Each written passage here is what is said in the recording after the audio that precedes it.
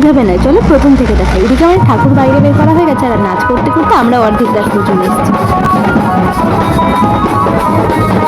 নিচে এত ভিড় দেখছো, কোনো রকমেই এত ভিড় ঠেলে আমরা ছাদে উঠে এসেছি। আর সবাইকে এরকম নাচ দেখে আমি একটুখানি দাঁড়িয়ে দাঁড়িয়ে নাচ করে নিয়েছিলাম। চলো এবার বেশি ভাট না বকে বাজি পোড়ানো দেখানো যাক।